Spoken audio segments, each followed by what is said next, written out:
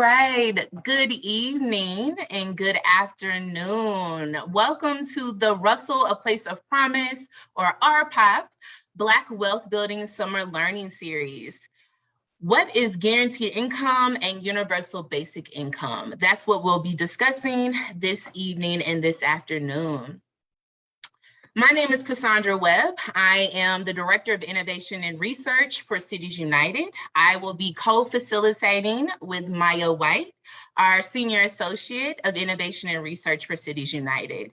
Our agenda for this evening is welcome. I hope everyone feels welcome into the space here on Zoom as well as on Facebook Live. We'll get into an overview and appreciation for those that are joining us this afternoon and our partners for Russell, A Place of Promise. Maya will then lead us into an overview of universal basic income and guaranteed income, and then we'll get into a conversation with our phenomenal panelists that are joining us this afternoon and this evening, and we'll get into Q&A from the audience. So as you all continue to listen to us throughout this session, please drop those questions, those comments in the Facebook comment box so we can see those at the end of the session and get to those. And then we'll do a wrap up. So a little bit about Cities United. Cities United is a national network of mayors and city managers, community organizations, and young people dedicated to fight against gun violence. Our vision is safe, healthy, and hopeful communities for Black men and boys and their families. Part of Cities United's approach is to really look at the public health approach to violence prevention. We believe that if we make the investments, if cities make the investments, the time, the resources into all of the aspects that make safe, healthy, and hopeful communities, that we can really start to see the reduction of gun violence around shootings and homicides in our communities. As a part of our work with Cities United and the particular Department of Innovation and Research, we are working on an innovative project called Russell, A Place of Promise, or RPOP for short. It is being incubated with Louisville Metro government as well as the Community Foundation of Louisville. By the end of 2023, Russell, A Place of Promise will launch into a standalone entity, a community-based organization designed and operated by Russell residents. For those of you all that are not familiar with the Russell neighborhood, the Russell neighborhood is a predominantly Black neighborhood in Louisville, Kentucky. It sits in West Louisville. It's one of 9 neighborhoods in West Louisville, and it was once known as the Harlem of the South, a neighborhood with a rich history of arts and culture in a thriving Black business district. And still to this day, there is a vibrant culture from Black residents, as well as the people and the places that really make Russell special. It is still a thriving neighborhood. And we are so excited as Cities United to be located in the Russell neighborhood and be doing this work on an everyday basis with the residents that we care so dearly about. So a little bit more about Russell, A Place of Promise. We are a justice-based initiative focused on generating investments in the people and places that make Russell special. Our vision is to build Black wealth through investment without displacement. One of our principles with RPOP is that community learning is so important. Shared learning is important. So as the team continues to build and learn and develop our strategies, we think it's important to be doing this right alongside residents with us. And that's really how the Summer Learning Series was birthed. We want to make space for innovative thinking and shared learning. I want to say thank you to our guests and our neighbors that are joining us on this call. So thank you to Cities United, the People's Prosperity Guaranteed Income Pilot Program out of Minnesota, as well as the Magnolia Mothers Trust out of Mississippi, and of course, our local and state leadership as well. Thank you all for joining us, and I'm going to pass it over to Maya to lead us for the rest of this session. All right, hey everybody. So we're gathered here today for the Summer Learning Series, and we just like to open it up, letting you all know a reminder of the foundation that we have with the Summer Learning Series. So this is our third part. We've already had a Summer Learning Series around community land trusts and cooperatives, and so now we're having our conversation about guaranteed income and universal basic income. And so we like to keep these things in mind as we create this space. One is Sankofa, to retrieve back, to go back into your roots, to go forward. Community learning, which is our principle, and then innovative thinking, thinking creatively, thinking broad, thinking with community about new but not so new things, where we can go against the status quo and really go forward, to thinking about how can we create something for our communities. And we also want to keep in mind of how we will do this together. So there's just 4 points of how we do this together. One is to explore those different layers of learning. We're playing, we're watching, we're listening, we're reading, we're writing together. We're taking risk in our learning. So we're doing some things that are a little murky or a little shaky, that are different, but we're going against the status quo. We're really challenging some of the systems that that try to normalize some things that shouldn't be normal. So we're taking those risks, we're being creative, we're being artists, we're being loving in that experience. And then like the panelists that are on our panel today who are doing some phenomenal work around guaranteed income, we want to do that learning too. So keeping in mind, we can talk, we can read, we can play and watch all the things, but we need to do this learning as well. So making the space to do that in our summer learning series and beyond this time that we have together. Also want to keep in mind that this is a brave space. This is a safe space for us to do this learning. So add your comments, add your questions into the chat box or in the comment section on Facebook Live. We have some RPOP members who can answer some things about RPOP and some things that we may know. But if we don't know some things and you want to ask some questions to our panelists, then yeah, definitely add those into the section, and then we'll get to a part where we do some question and answering, and our panelists can answer those questions for you. So what is guaranteed income? What is universal basic income? Those words kind of are used simultaneously a lot, but what I've learned in my research, what I've learned from listening to people like Dr. Aisha, Michael D. Tubbs, looking at the Mayors for Guaranteed Income and the Economic Security Project, all of these things we're researching with RPOP, they are two different things.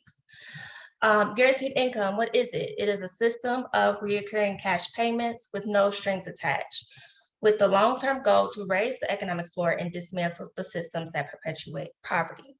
Okay. The thing about guaranteed income is approaches people who have economic barriers, who have been disenfranchised and been put on these systems of oppression, that they can't have an economic floor where they can reach their full human potential. And a lot of guaranteed income programs target people who are a part of that system. We see a history of guaranteed income in some of our Black liberation movements in the late 60s. One I've seen it in our RPOP research is the 10-point program with the Black Panther Party.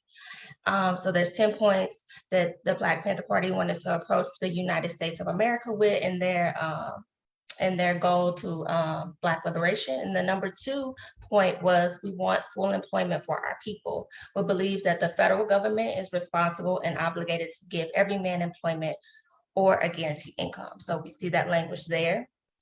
We also see the language and hear the language from Dr. Martin Luther King and some of his work as he did a pivot from the voting rights movement work and from integration movement work. We see some economic justice being intersected in some of the racial capitalism that we're experiencing here in America.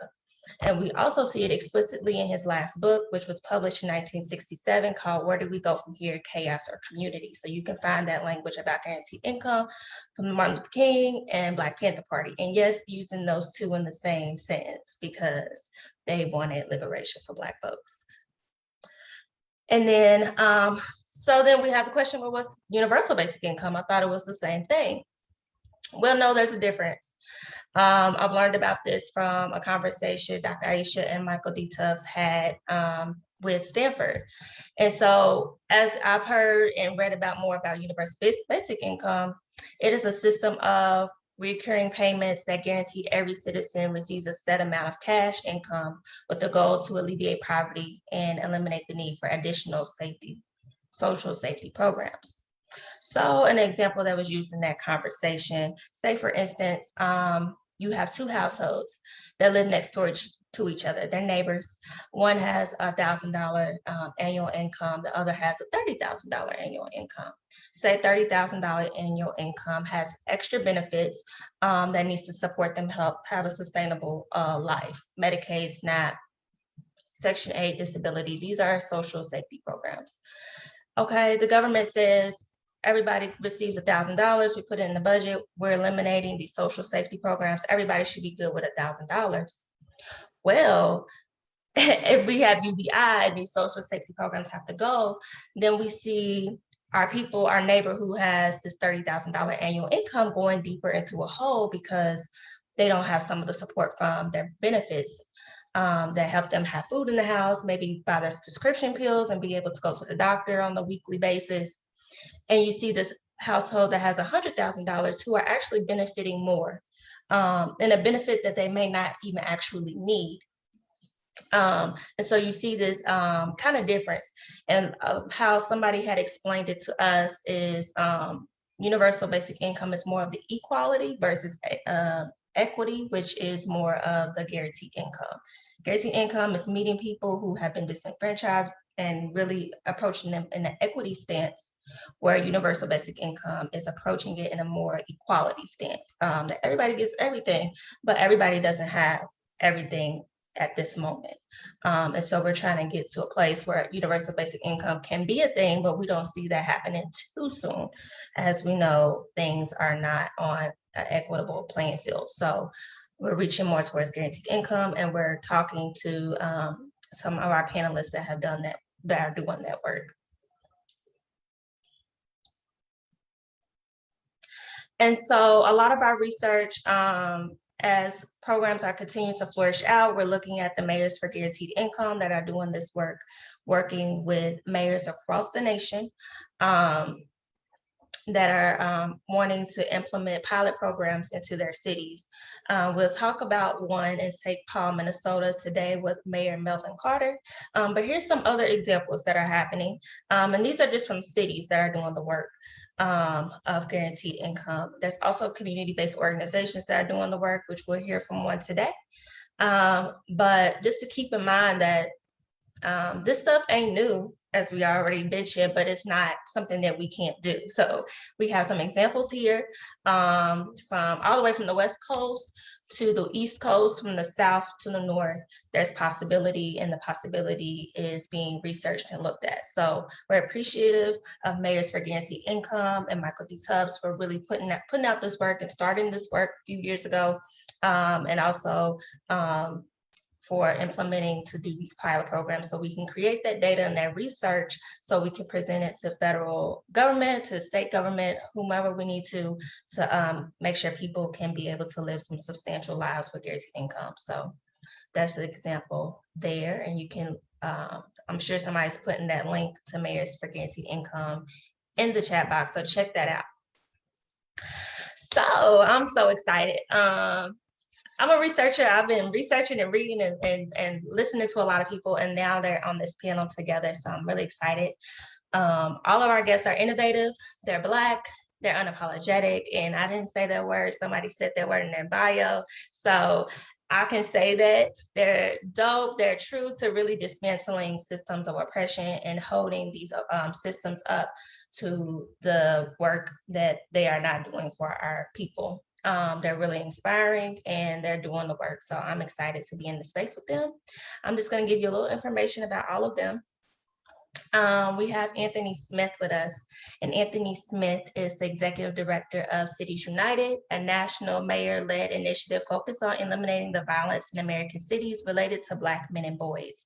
He's our director, and we're so excited to have him in this conversation as he talks about how the intersection of gun violence prevention and building an inclusive economy works in tandem with each other. So thank you, Anthony, for being in this space with us.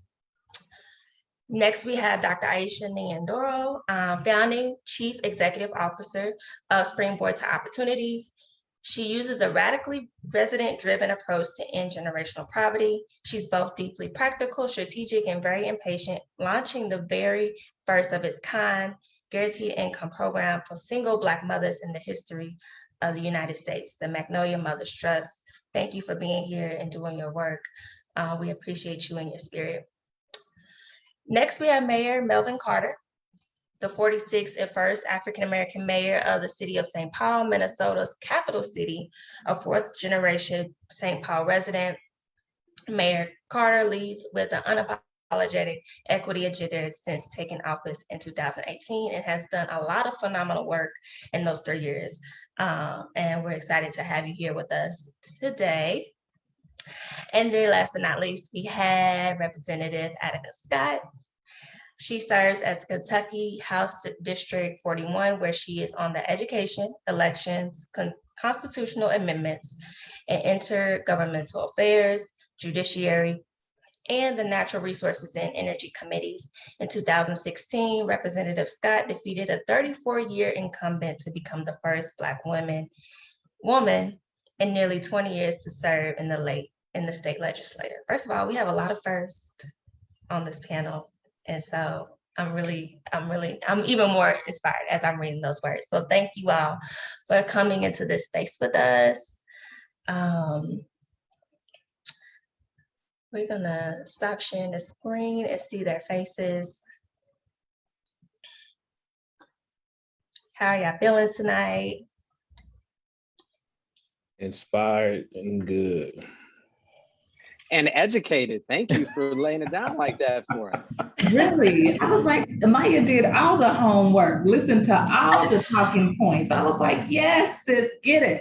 Yes, got to, okay. I got some people to look up to. That's how I was like, let me get all the things down, okay? We got some learning to do. So we're gonna go into this conversation a little bit different than how we usually do it in the summer learning series. We have a specific question for each panelist because they both have a specific approach to guaranteed income and universal basic income. So we're gonna start with Dr. Aisha Nyandoro. She's gonna take some time to answer this question. I'm gonna preface it for everybody. So we know that the Magnolia Mothers Trust is very specific and intentional to centering Black single mothers and federal subsidized housing living in Jackson, Mississippi. And we may not all know that, I just probably know that. So can you share the program Magnolia's Mothers Trust, like the structure and organizing process of the trust, and how the participants in the other social safety programs that they may be a part of are protected while participating in the program of Magnolia's Mothers Trust? Thank you for that. So there was like a few questions in one, so I'll try to be as succinct as I can without taking too much time to make sure that we have room for the other panelists. So first and foremost, thank you for having me this evening. Thank you for that very well-versed intro and just laying the groundwork for what guaranteed income is versus universal basic income. A lot of folks don't do that. I was actually prepared to do that, but thank you for doing that for us because I think it's dangerous for us to use the two simultaneously because as you said so eloquently, equity is not the same as equality, and we have to name that. And in naming that is exactly why we have the Magnolia Mothers Trust. So the Magnolia Mothers Trust launched in December of 2018, providing guaranteed income or cash disbursements without restrictions to extremely low income Black mothers that live in federally subsidized affordable housing in Jackson, Mississippi. We started this work before Andrew Yang and others were a household name. We started this work, quite frankly, just based off of what Lucille Claxton calls starshine and clay with a dream. We understood that what was happening in the communities that we work in was not creating opportunities for the women to pivot out of poverty or to exit affordable housing. And that was important simply for us because simply it was something that was important to them. As you read in my bio, I run an organization that's radically resident driven. As the leader of this organization, I have to care about what the women that I work with care about. They care about exiting poverty. They care about home ownership. They care about having communities, living in communities where their kids have access to safe schools and quality education. So all of those pieces were things that I said, okay, we are running an organization that is providing all of these programs and services, but we still are missing something fundamental. Like you, I am a researcher. I, have a doctorate in psychology. So whenever we have questions, we go to our residents to try to figure out what it is that we're missing. And our families told us time and time again that what was missing from their households was cash. And it was cash to do little things, what we would call little things. Let me not say little because I do not want to minimize whatever is significant for anyone, but what we would call little things. Anything from not having additional resources to pay for a school uniform, cheerleading uniform, or to opt into the science fair, or having the resources to pay to get your car fixed so that you could go to and from work. And so I said, okay, these are all problems that could be solved with cash. And we have all of these structures within our safety net already to get individuals cash. We act like, guaranteed income is something new. We've already had programs that provide cash disbursement. We have TANF, we have the Earned Income Tax Credit, but because of the systems that we have put in place as it relates to poverty, it makes it virtually impossible for families to go about accessing those. And I said, all right, this is not rocket science. We can figure out how to give cash to folks. Y'all, in 2017, when we started thinking about this, clearly it was rocket science. There was a lot of pushback. And there was a lot of pushback because we do not have honest conversations about how we view poverty in this country. We do not have honest conversations about how we view Black women and their role in poverty in this country. And we don't have honest conversations about how our inabilities to address those inequities because of our positioning that we have put a power in hierarchies. We don't want to address the difficult things that we need to address.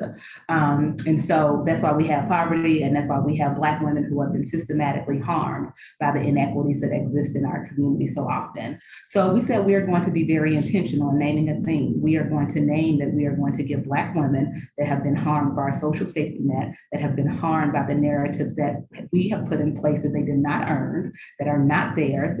We're going to be very honest in naming that we are doing this thing because they have been harmed by the systems that we have allowed to be put in place. And those are systems as it relates to our social safety net. Those are systems as it relates to our inequity in wages. Those are systems that equate to our wealth gap. And we started providing $1,000 a month for 12 months, no strings attached.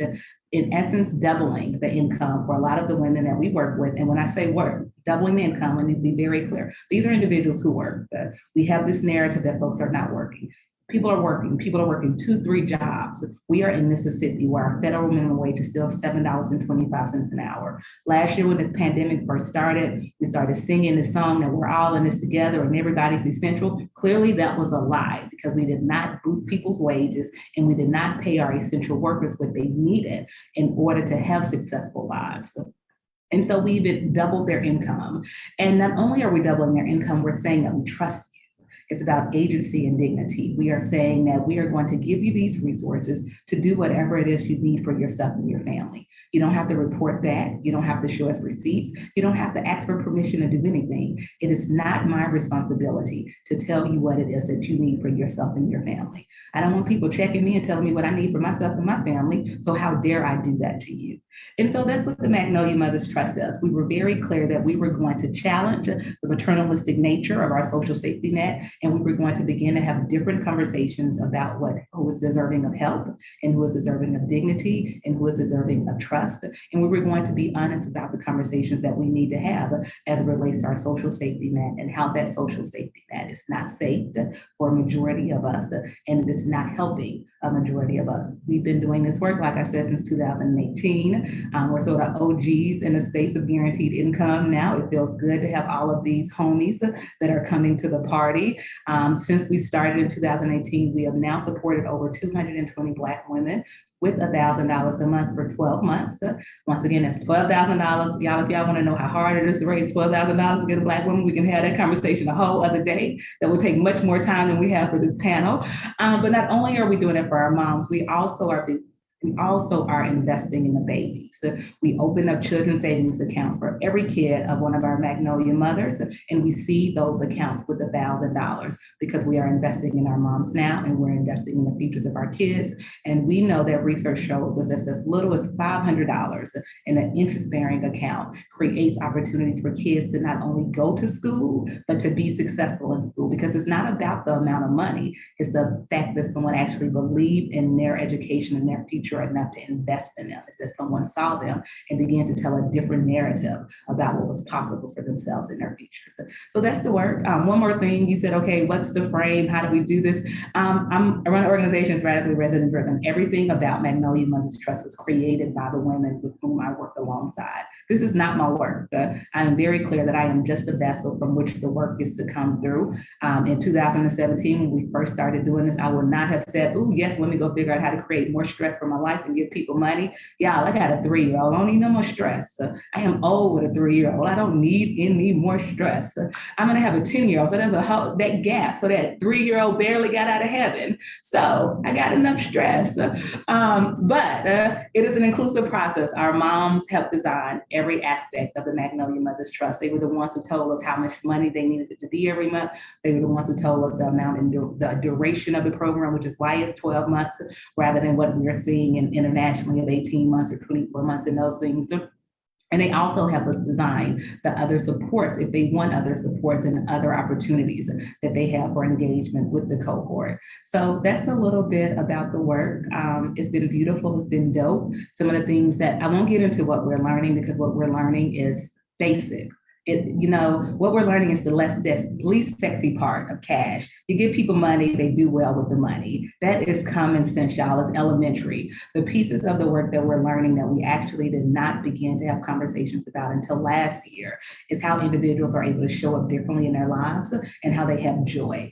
And joy is the most exciting piece about all of this. And that's the piece we don't talk about enough. We're always caught up on the capitalistic aspect of it, the consumer sovereignty. Who cares about that? Joy is what sustains the work. Joy is what individuals are going to talk about 5 years from now, 10 years from now, when the checks are long gone. They're going to talk about how they were able to show up differently in their lives and how for the first time they were able to dream and know that they could take the steps to go about actualizing those dreams.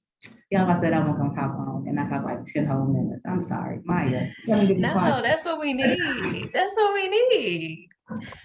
That's what we needed. Thank you. I appreciate you. I appreciate you explaining that to us, especially for some context. And speaking about the babies and speaking about also I didn't know about the savings accounts that you all did. So that gives us a great segue into Mayor Melvin Carter as he'll talk about the People's Prosperity Pilot Program and also the intention behind the collaboration with the pilot program and the College Bound Savings Account program, which includes babies and includes taking care of families from early childhood development and taking care of the people who are taking care of those children and thinking about their futures.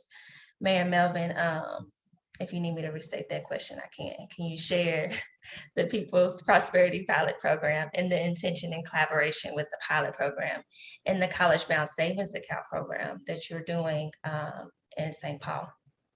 I'm very, very happy to. I don't have anything. We could go call for questions now because Dr. Nandoro kind of tore it down for us all. So I agree with everything she just said, put it that way. Look, I have met Dr. Aisha for years ago, and we did a fellowship together, and I got to learn a lot of this stuff directly from her, and hear the work that she was working on. Was very, very motivated by that. Was very, very motivated by the work that we saw coming out of Stockton under then Mayor Michael Tubbs, and pretty committed in office to sort of seeing things through a different way. I'll tell you what I mean by that. I ran for mayor in 2017 in this city that I was born and raised in this community that my grandfather grew up in, that our family's been in for 100 years.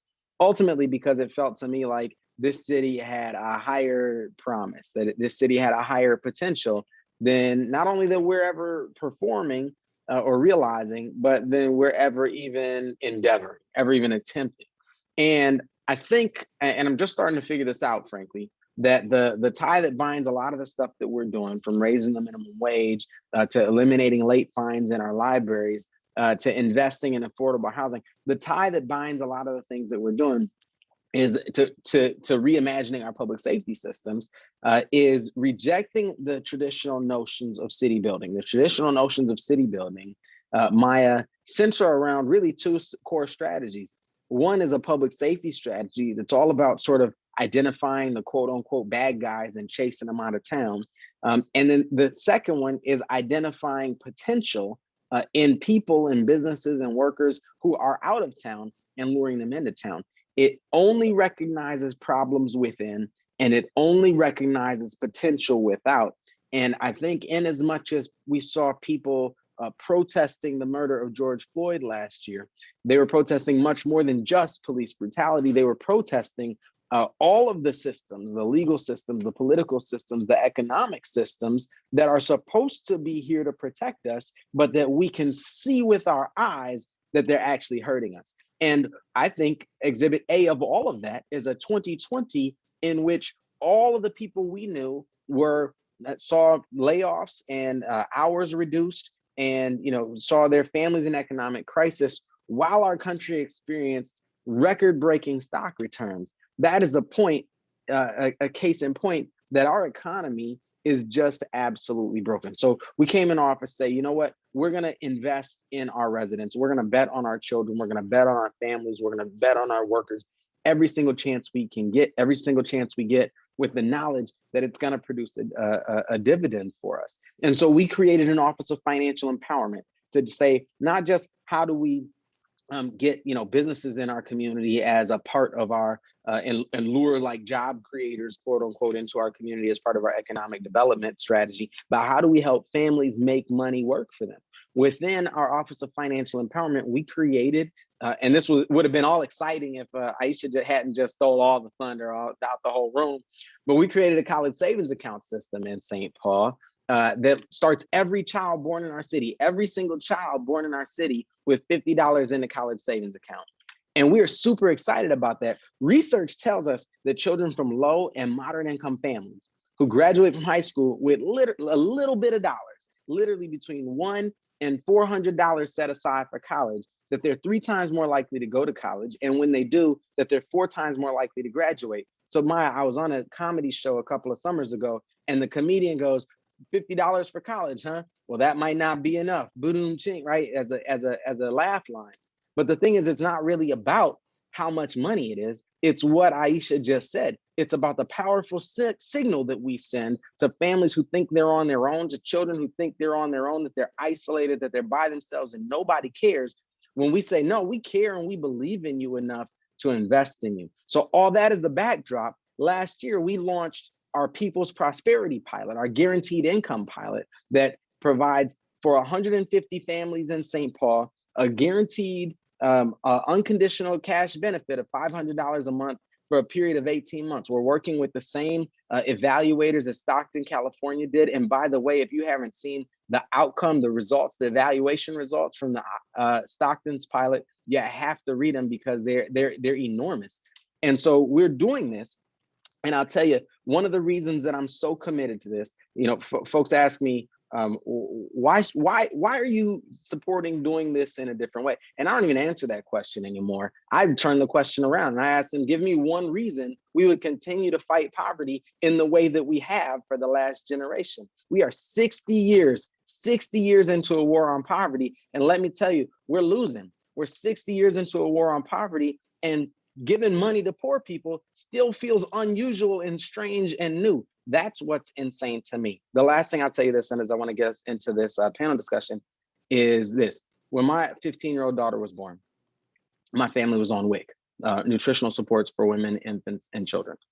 And if you know anything about WIC, we could leave the grocery store every couple of weeks with just about more milk, just about more eggs, just about more peanut butter, just about more cheese than our family could figure out what to do with. The problem is this: my daughter was born severely allergic to dairy, to eggs, and with a life-threatening allergy to peanut butter. So that benefit that was designed to benefit her, we could get all the cow's milk in the world that she couldn't drink, but we couldn't get any soy milk.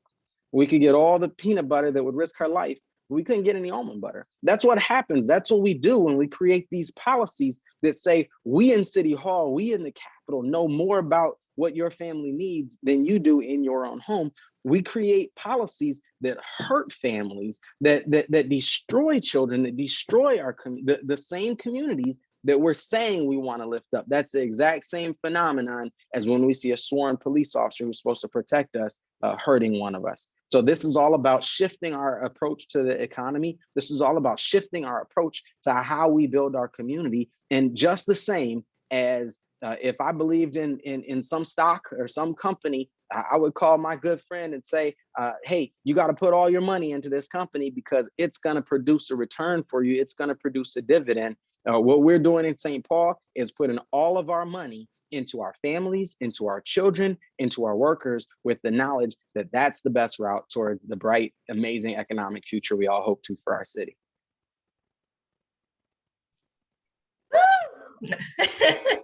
Thank you. Thank you. Yes, power to what you just said. I appreciate that. Woo. Okay. That's real stuff. That's real stuff. That's some new knowledge. And I like how you explained how we're doing our investments and who we need to invest in. And it's us, it's our people.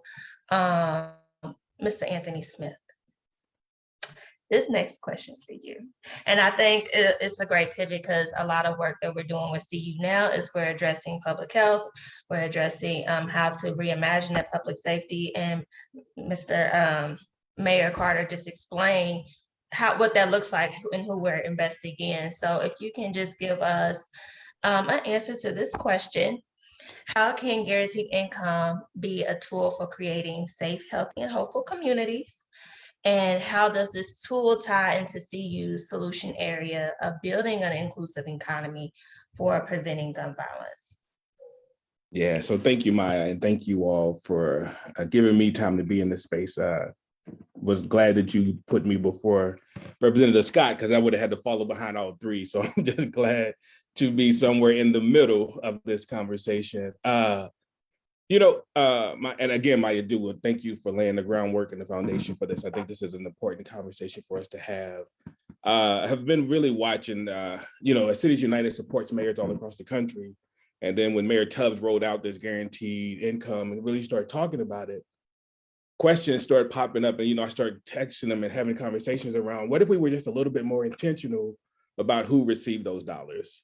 What if we were more intentional about who they went to? And I started having this conversation with him around, what if we identify, because every city we go into, folks, and we know who drives the violence in our community. We know who the folks are, who are the small number of folks who cause the most harm in our community. And we also know that there's programs like Advanced Peace out of the Peace Fellowship out of Stockton, not out of Stockton, out of Oakland, Richmond and Oakland, and now moving into Stockton, that show that if you bring in the folks who are causing the trouble and put them in a fellowship and give them resources, you see your numbers drop. And then you also see them getting better outcomes because they get the more support and they get people to wrap around them. So started having this conversation really around, since all of these mayors are signing on, a lot of these mayors are part of Cities United's network, what if we really looked at and started thinking about how we connect those dots and really start saying to ourselves that we're putting this money in communities. What would it look like if we put it into the communities, into the families in those communities that are most at risk of being a part of and in the cycle of violence and looking at that. So we started having that conversation and start pulling in folks and really just trying to think through, how do we get mayors of guaranteed income and Cities United to partner with each other so that when we start thinking about how we roll out our pilot programs, we are really intentional about who we giving those dollars to. And a lot of this also started when I was working for Mayor Fisher here in Louisville. And when you have conversations with young people who are involved in violence and are looking for opportunities, the first thing they ask you for is a job. They're looking for an opportunity to go to work. They're looking for an opportunity to sustain. They're looking for an opportunity to be a part of, and they don't feel a part of the system and the solutions that are out there. And then it's hard for you to find jobs because they got records. We've got all of these things that we put on their backs. So it's like, how do you create a space where they can just get some resources so that they can take care of their families, take care of their needs, and do the things that they know they need to do. So it really is, for me, when we think about guaranteed income and we think about the mayors and we think about creating safe, healthy, and hopeful neighborhoods, this guaranteed income is the opposite of what we are dealing with now, because communities are dealing with lack of resources, lack of opportunities. And I think the guaranteed income gives them just that. As you heard Dr. Aisha talk about it, you saw, if you trust people, and Mayor Tubbs talked about it, trust people with the resources that they give to do the things that they're supposed to do, it shows that they do. So making sure that we can do that and build that out, I think, is an important way to think about it. So when we started having that conversation and started talking about it, for us at Cities United, we started building out our reimagining public safety framework, and that building an inclusive economy was part of it, because also data shows that if you have a strong, robust summer works program, you see a reduction in violence across your city as well. Not just with the young people who are you getting the jobs for, but it happens across the whole city. So again, wherever you can get and build a robust system and structure where folks are having access to resources and having access to opportunities to have resources to take care of themselves and their families, you see a difference. And I think I really love that idea of joy. And how do you create more joy in community? And when people don't have that stress of trying to figure out how to get the next meal on the table, take care of the bills and all that stuff, you can find opportunities for joy. But if you got to worry about all of that stuff, it creates stress that then creates this opportunity for violence to take place, where folks are really just looking for an opportunity. I don't believe, I truly believe that if we had more opportunities like guaranteed income for the young people or the folks who are caught up in the cycle of violence, that we would see a different outcome. So for us, it's a hypothesis to say, if we do this, what would it look like in communities and in neighborhoods where we were intentional about who and how we disperse those dollars. So just trying to think through that, Maya, with Mayor Tubbs and some other mayors who are trying to roll this out and trying to get to a place where we can pilot, do some research, do some data, and really come back and say, we know this works and this is what it looks like when it rolls out. But we also, again, like I said earlier, we have some stuff that we can look at. If you go back and look at Devon's Advanced Peace Program, we saw that in Richmond, I keep wanting to go to Stockton, but in Richmond, where it started, they saw a 70% reduction in their homicides and their shootings because of this program. And this program only was able to give folks a real cash incentives for like 9 months out of an 18-month fellowship, but you still saw a difference. You saw that it made a difference in how people showed up. It showed how they operated and how they moved, but then also how they saw opportunities open up. A lot of those young men and women went on to college, went on to go to work inside of city government and other places because this program gave them more opportunities and more connections.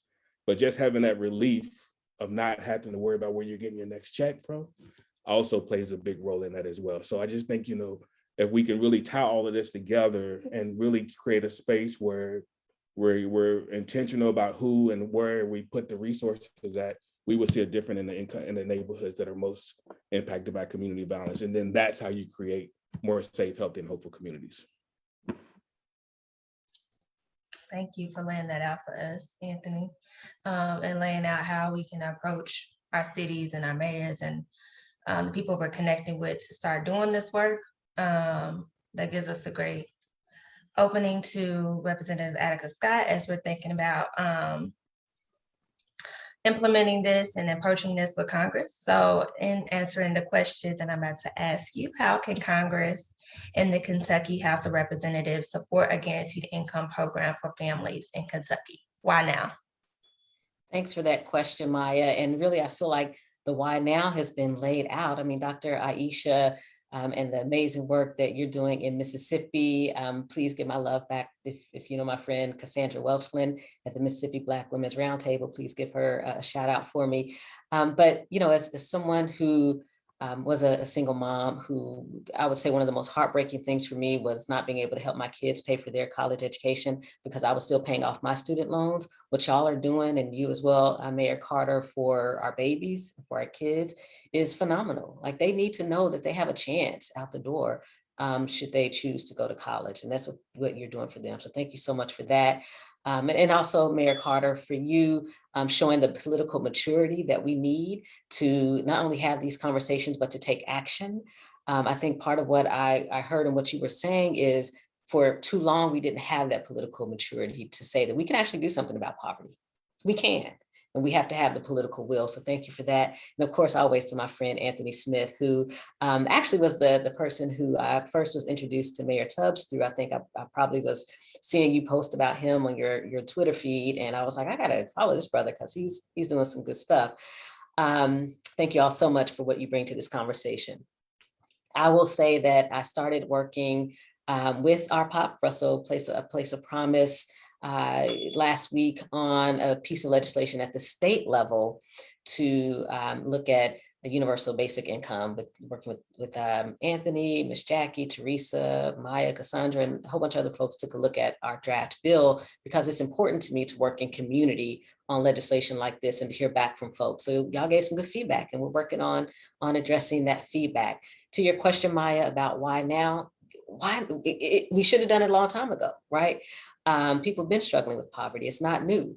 And often people will say that the pandemic kind of amplified some issues for us, made folks aware, but I think every one of us on this call have been aware. We've known that people have been struggling from paycheck to paycheck or no check to no check and trying to make ends meet, but sometimes you don't have people in position who can take the kind of action that we need. So you got a Mayor Carter now, you had a Mayor Tubbs, right? You've got folks who are now in positions. You got me in the state house that y'all were able to reach out to and say, you know, Jackie sent me an article. She's like, okay, so when are we doing universal basic income in Kentucky? I'm like, well, we're gonna do it now because you just told me that you want us to do it. So it matters who we are electing in office and what they do once they get there, right?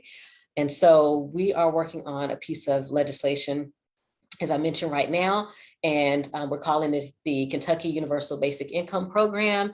And like Maya already said, this is about cash payments of equal amounts issued monthly to individuals who are eligible recipients. And it's with the intention of addressing poverty and ensuring economic security of recipients to the best of our ability. And we're working together now on what that criteria would look like. But what we know is we want to make sure that with that $1,000 a month, that we do not allow this income to be considered taxable income for the purposes of state income taxes, that we do not want this income to be considered in calculating any state tax credits. We do not want this income to be used to offset any liabilities that are owed by the individual recipient. And we do not want this universal basic income or Kentucky universal basic income to affect income eligibility of the recipient or the household for any public assistance, benefits, programs, anything that's administered or funded by the state. So we don't want it to be a penalty. We want it to be a benefit. We want it to be an asset for folks. So that's where we are right now in Kentucky. And my hope and prayer is that my colleagues will have the political will to advance this piece of legislation when our session begins in January. But we're working together right now with RPOP because we want to do what we call pre-file the bill to give people a few months before the session begins to take a look at it, dig into it, tear it apart, give us some suggestions and feedback, and let's make it the best bill we can before the session begins in January. So thank y'all so much for this opportunity. I'm feeling awfully honored to be part of this conversation. I also want to say where I worked, my full-time job in public health last year had a webinar with the administrator of the Universal Basic Income Program in Stockton, because we believe that universal basic income is a public health issue. So that's where we were coming from. And I truly believe it to this day, affirming what you were saying, Anthony, about how we can also reduce poverty, and not only poverty, but gun violence, right? And we can build up communities when we're looking at issues like guaranteed income and universal basic income. So thank y'all so much. Thank you. Thank you for sharing your work and what we're about to do, what we're going to do on the state level as we're thinking about guaranteed income. So this part of the conversations, we're going to get into the questions from Facebook. We have them here with us right now, and this is for anybody to pick in and to piggyback off of each other as we answer these questions.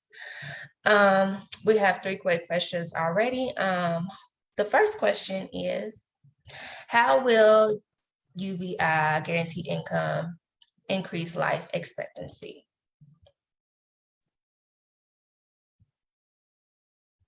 I'm happy to chime in there, only because of my work in public health, to say that anytime that we are making sure that people can have a better chance at making ends meet, we're helping them to address the social and economic issues that impact them every single day. We're making sure that people can get healthier foods and hopefully access to healthier foods. But we also got to look at the infrastructure issues in our communities, right? Because I know where I live in the West End of Louisville, I can't necessarily go to the grocery store that's in my area to get some fresh fruits and vegetables. So that's a whole nother conversation.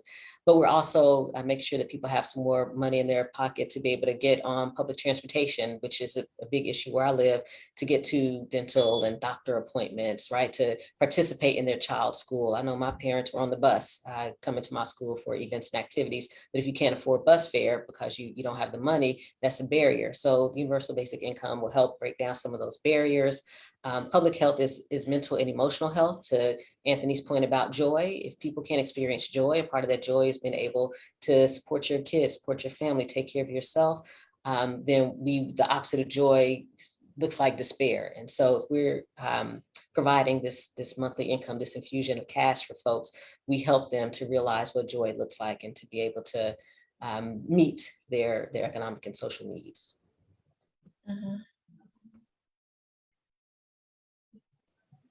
Yeah, and that's exactly right. I mean, and this is about, stress, and this is about reducing stress. And I think the impact of stress gets underreported and gets misunderstood, particularly in the African American community. Our women die in childbirth way more than any other community anywhere. In Minnesota, we have particularly profound disparities where this is concerned. And a lot of that just boils down to stress. And this is one of the things that excites me about supporting guaranteed income. It's one of the things that excites me about supporting college savings account is all of the research that demonstrates not just the increased economic activities. For example, one of the things folks love to point at, at guaranteed income and say, well, why would anybody ever work anymore? As though $500 a month would let any of us quit our day jobs. But one of the things that we saw in the Stockton pilot, and we're hearing this anecdotally in our pilot as well, but we don't have our research back yet, is that the participants in the experimental group, the people who got the benefit, moved into full-time employment at a rate twice as high as those who did not get the benefit. And that helps to reduce the stress. That helps families to know where they're going to sleep tonight, how they're going to feed their children tonight, all of those types of things, which can help to eliminate the toxic stress that has a very serious body count in America, and in particular in our African American communities.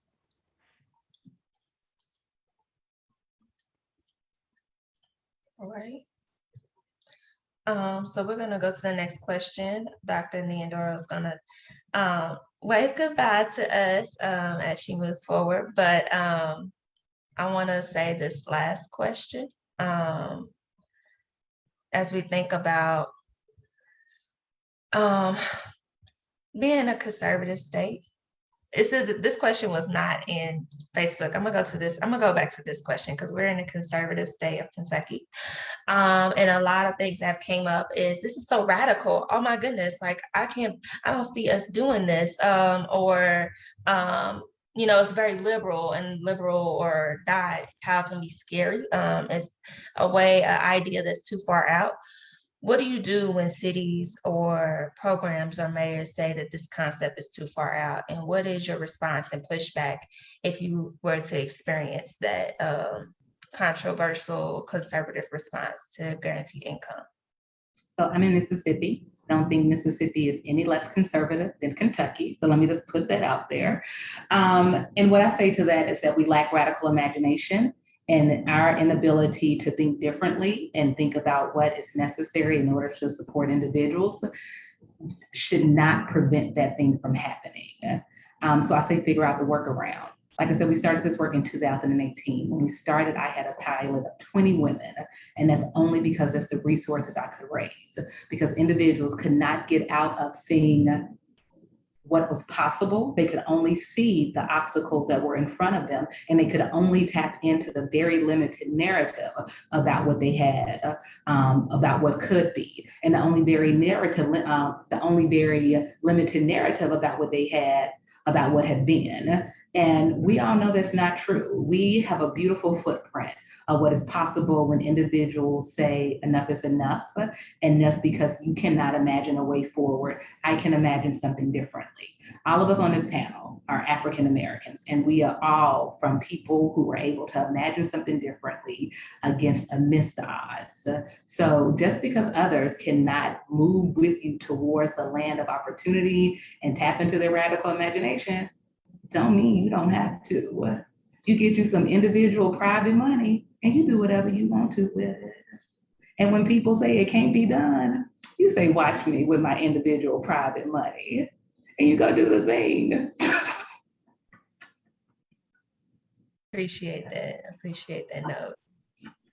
Go on with your radical But Mayor imagination. Carter is with the city, so he'll tell you something very different. But I am a community-based organization, so let me. Look, I love hearing you speak. As a mayor of a city, I tell my folks all the time, the city don't have any money. Representative Scott works for the state. The state doesn't have any money. The people have money that they entrust in the city, that they entrust in their county, that they entrust in their state, to the extent that that money is being relevant to help us move forward the well-being of all of our community members. One of the craziest things about this type of policy is it is very, very controversial in City Hall and nowhere else. Everybody else knows that people need money. Everybody, literally, especially in the last year, everybody knows that everybody needs money, right? It is not controversial on your main street. I haven't been on your main street, but it's not controversial on your main street because people know that so many people are struggling. And it was the case before that. But part of this whole thing is a pushback against this notion that if somebody's poor, that means there's something wrong with them. That's right. Right? If somebody's poor, that means there's something wrong with our policy environment. That means there's something wrong with our city. And that means there's something wrong with our country that boasts being the richest civilization on the planet, but has children going to bed hungry every night. That's what the problem is. And so I think the answer is to bring people into the halls of governance. I think the answer is to bring those voices into the halls of governance. And especially in the midst of all this pandemic crisis and economic crisis all around us, any elected leader who does not know that the people they represent need cash right now. They need unrestricted cash right now. I might need help with housing this month, but I might need help. My family might need help with housing. Some other family might need help with childcare. I might need help with housing this month, but my car might break down next month. That our families just need unconditional support with no strings attached. And if your elected leaders don't know it, you might need a new elected leader. Okay. Here. And Maya, I will bring it home to, oh, I'm sorry, Anthony, were you about to say something? No, go ahead. I was just gonna say, I will bring it home to Kentucky and say that my colleagues who are rural legislators, they need to adopt the political maturity that says that, yes, in my community, we want folks to have a guaranteed income each month rather than struggle with food insecurity. That, yes, we want to make sure that people in our rural community have access to a monthly guaranteed income because we want to make sure that children don't continue to live in poverty. That, yes, we want to make sure that people have access to a guaranteed income because we want people to be able to live in healthy and safe environments. I cannot imagine that my colleagues who are representing rural areas believe that the folks that they serve, that they are supposed to be public servants of, could not benefit from a monthly infusion of cash. Yeah, Representative Scott hit it right on the head. That's where I was going to go. This is not about this is about poverty, right? And we're trying to alleviate poverty. We know Black folks are disproportionately in poverty, but if you think about Kentucky, rural counties have it bad. And for representatives not to understand that and understand that this would be supportive and helpful, not just for folks in the West End of Louisville, but also in different places in the state. Same as Mississippi, same as in St. Paul, right? There's poor folks who can benefit from this if we do this right and if we roll it out right, and if we have the right conversation, and if we are bold enough and mature enough, as Representative Scott said, to really understand the issue of what it is and really move in a way. But also, we just got to realize, that folks are going to put this around race. They're going to put it around you giving folks free money. They're going to do all the things that has been talked about.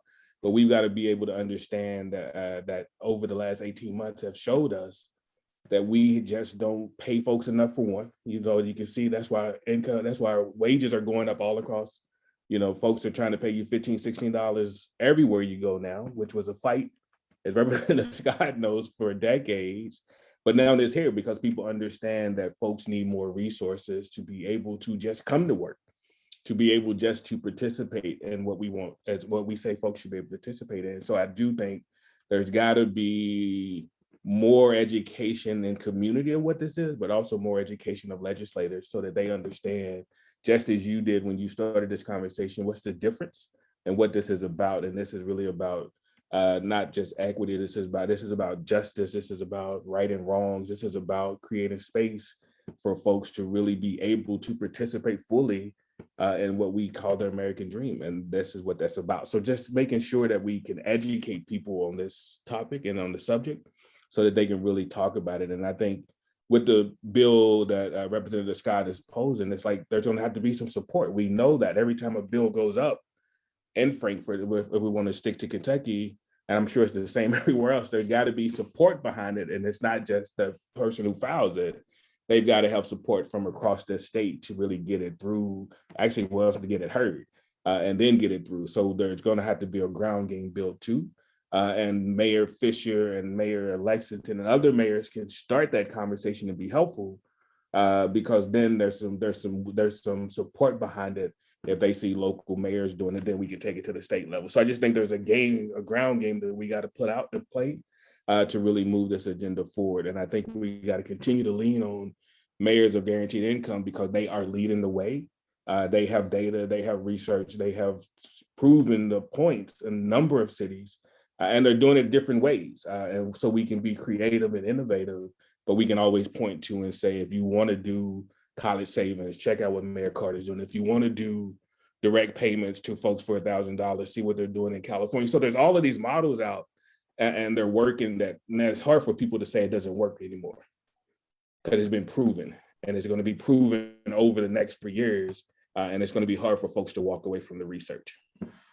And that's what I appreciate a lot with Mayors for Guaranteed Income, providing that data and that research, and also those narratives of like what is happening over time that we can get the stories behind. And I believe Magnolia's Mother's Trust is also doing this, is providing the narratives of what is happening with the mothers when they receive this money, what is happening to the cities and to other economic systems and root causes, housing, developments, food systems, childcare, what is happening in these systems and with our families when they receive guaranteed income. And that's one thing I really appreciate that's being done in this process. There's another question from Facebook. It seems like it's talking about some local things, but some governmental political things that Mayor Carter, you can weigh in on. The question is, how can political and governmental power be made to view efforts such as UBI, Guaranteed Income, Summer Works, which is a local paid summer youth program, and intervention programs for youth as essential versus elective? It's a good question. I think it's about having a bigger conversation about kind of all of the things that we're after. A lot of our public policy space, where in particular communities of color are concerned, where public safety are concerned, where poverty remediation is concerned, are governed by, frankly, fear-based rhetoric and not the type of hard data that, for example, Mayors for Guaranteed Income is bringing forward, right? We'd rather say, what would those people do with money if you give those people money, than actually answer the question and actually come forward with peer-reviewed independent research that suggests you know what, when people have access to a little bit more cash at the end of the month, low-income families buy groceries, they pay the rent, right? And they do those types of things that move our community forward, right? It requires right now, I think we have an open door, frankly, because of the amount of despair that so many people are in, because those urban families are in challenge and those rural families are in challenge, those farming families are in challenge, and all of those families in all of those districts are facing so much challenge. So bringing, I think, a level of data, as Brother Smith was just saying, bringing that level of data to be able to have a real sober conversation, a real data-driven, oriented, evidence-based conversation about what are the impacts of these type of policies. We want less young people involved in gangs and violent crime. Okay, well, we can produce a safer outcomes for our young people by ensuring they're involved in something that we do want them involved in, and hence the summer jobs investments. So I think there's a lot of opportunity for us to sort of just reject these fear-based political rhetoric, kind of cheap political talking points that ends up dominating this space and ends up leaving people stuck sort of in the type of cycles that they just don't like. I think some of it requires, frankly, listening more carefully to the kind of trolley arguments that we get coming in, and making sure that people know, hey, we're concerned about you too. We're concerned about having a safer community for you too. We're concerned about having a more promising community for you too. We're concerned about having neighbors who just have enough money to come in and shop at your store. We're concerned about the impact that this has on you too. And I will tell you, and I just unapologetically tell our community this, that if I have some resources to work with, I can make a much more pronounced impact on the future of the city of St. Paul by focusing those resources in the place where there's historic resource vacuums and disparities, than by sort of sprinkling that resource evenly kind of across the whole city from an equality type of perspective. The one thing I want to slip into the conversation is about, and I think Representative Scott was talking about it a little bit when saying like these dollars shouldn't be counted against somebody. I will tell you this, the biggest knock on our proposal when I proposed this, and we were the first pilot in America to use public funds, to use government funds for this. So I'm not just talking when I said, this is community members' money. The biggest knock was, how are you going to keep this from knocking families off of their public benefits, their state level or their federal level public benefits, right? And so we actually had to create a benefit counseling system to help families simulate what impact it might have. And we actually did have about a half a dozen, I think, families who said, no, thank you, because I'm worried this will kick me off of my child care, this will kick me off my health care, this will kick me off my food, or this will kick me off of whatever it is. And my point that I always make is the problem isn't that we're here to help families feed their children, but this notion that we in our federal government, in our state governments, have created eligibility criteria that makes families have to second guess and think twice and turn away more resources to help them feed their children at night. That's what structural racism is. That's the definition of structural inequity. And that's exactly, I can't come up with a better signal that we have to fundamentally shift our approach to poverty alleviation than the fact that our federal programs leave families in Kentucky and Minnesota and Jackson and all over the country saying, you know what, I can't take that raise, I can't take that job, I can't take that promotion at work, I can't take those additional hours, because our whole federal system disincentivizes upward economic mobility. Right. I forgot. I'm sorry, I get all excited. I apologize. I forgot I wasn't on mute.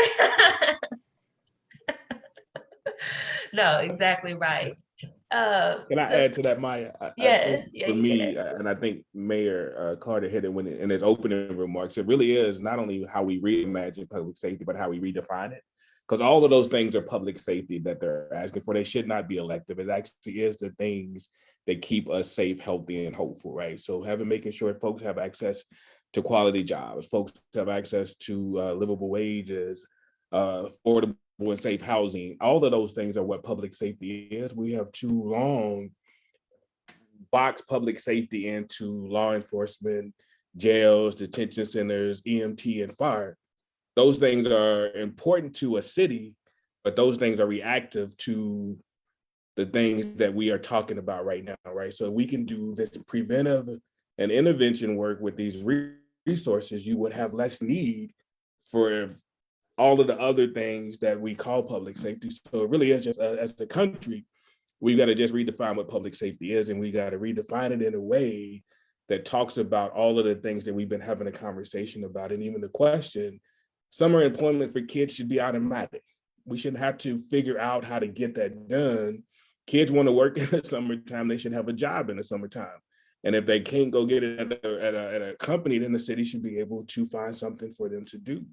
All right, so it's just things that we have for so long made complicated that shouldn't be, and we could figure that out. So for us, it really is just how do you redefine public safety and create a new structure that includes all of those things that keep folks safe, healthy, and hopeful, and give them the joy that Dr. Aisha talked about when we started this conversation.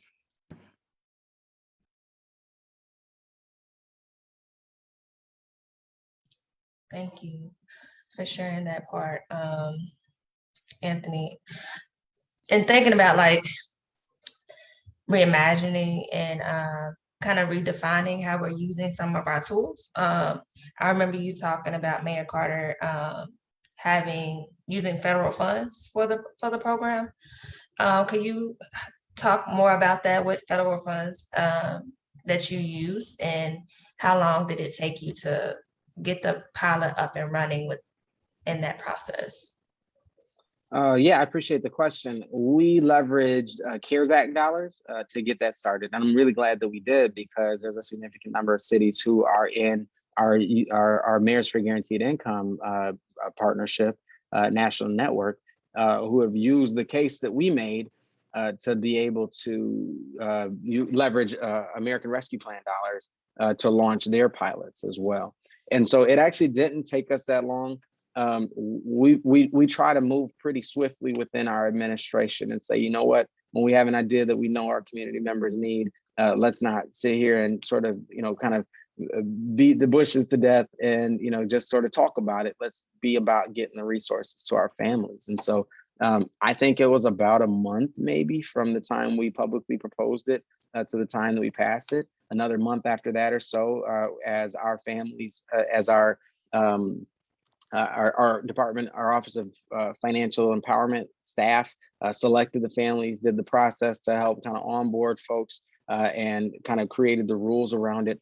All of the participants of our guaranteed income pilot are a subset of the participants in our college savings accounts. I guess I neglected to say that earlier. And so one of the unique aspects of our pilot is that we're also studying the nexus between college savings accounts, and how college savings accounts and guaranteed income can work together. So our guaranteed income pilot is actually depositing seed money into the children's college savings accounts as well, on top of the benefit that the family is receiving. And so we're interested to see what outcomes we receive kind of as a result of that. So ultimately, I proposed it, I think, end of August last year or beginning of September of last year.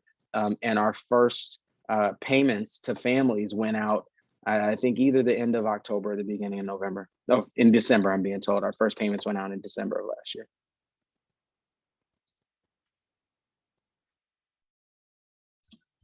Thank you for sharing that. That's some good knowledge to know. So we're thinking about ARP and gun violence prevention. I'm thinking about that and thinking about some of the work that's being filtered through state and Congress right now. Next question from Facebook. This question is, how is this guaranteed income or universal basic income different from welfare?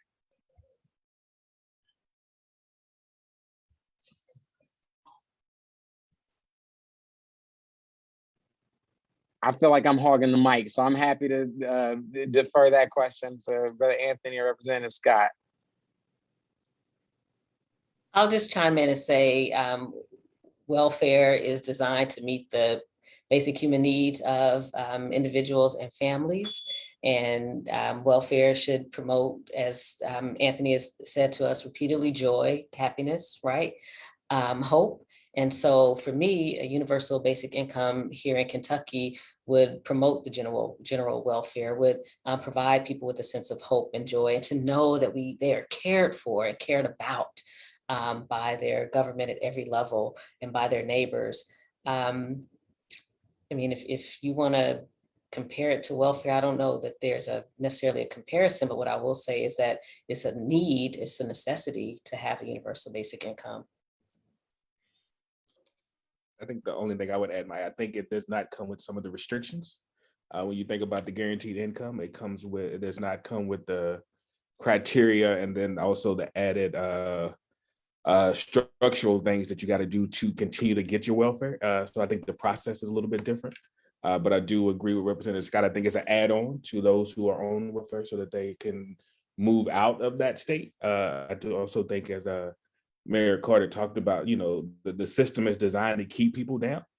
So it's hard for them to get off of welfare once they start. But I know it's a needed process and a needed tool. But I think the guaranteed income would add value to folks who are receiving those benefits so that they can figure out other ways if that's what they choose. So I just think I think there's less restrictions to this. And then also you don't have to do the monthly kind of things you got to do to keep the benefits coming in. Thank you. And this is our last question, and then we'll do some last remaining remarks. This question is from Facebook as well. Will this program be tied to particular zip codes or areas? Asking about the Kentucky bill being drafted. So for our bill, the way that it is drafted, we are not limiting it to particular areas or zip codes. We want our urban, rural, suburban areas to be covered, and we're not limiting it to any particular zip code, because we know with displacement, with housing developments that have been torn down and people being moved to different zip codes, at least across the city of Louisville, the folks live everywhere who need universal basic income. So no, we have not put zip code stipulations on our bill draft. Awesome, thank you. Any other remaining remarks for our audience who is in the chat box? And even some of the staff that's here that you can't visibly see, but any last remaining remarks?